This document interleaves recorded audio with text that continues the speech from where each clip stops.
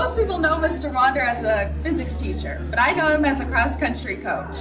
I worked with Mr. Wander in the summer doing construction, so roofs and decks. So what you don't know about Mr. Wander is he can look at your backyard, he can envision the deck that should be in your backyard, and to the penny he would tell you how much it's going to cost materials and labor just by looking at it. Yeah, I've coached wrestling, cross-country skiing, and track.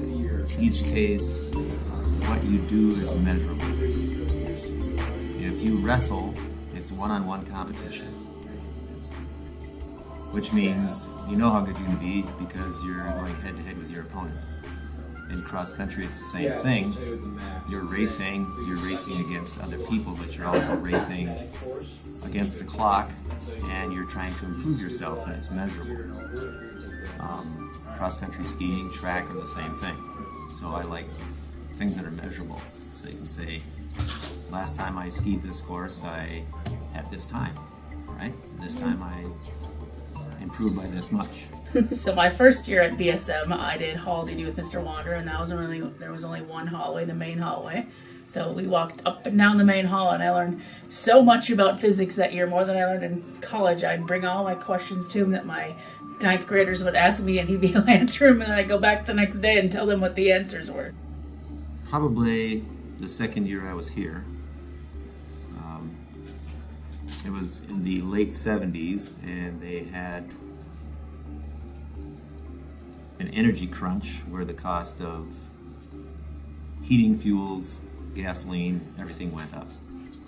And so to try to conserve money, what teachers had to do was every night before the last teacher left the building, you had to turn your thermostats down.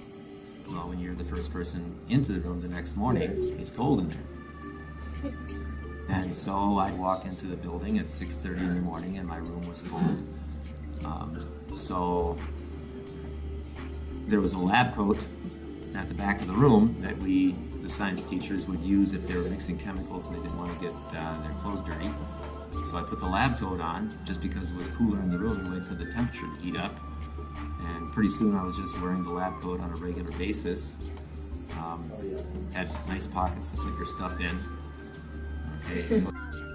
I think everybody knows that he knows everything and he does a lot, but I don't know how many people actually know that he sings too. And once in a while he'll sing in the science office and get a song stuck in my head. I really enjoy teaching. I don't like a lot of the other factors that go along with it, the extra time that you have to spend in the evening correcting papers, etc. On the other hand, when you're working 11, 12 hours a day coaching, you get to spend a lot of time with your family or do a lot of things on your own private time. So I figured for the last 38 years I've been working for somebody else, and now what I'd like to do is spend a little bit more time with my family and spend a little bit more time at home.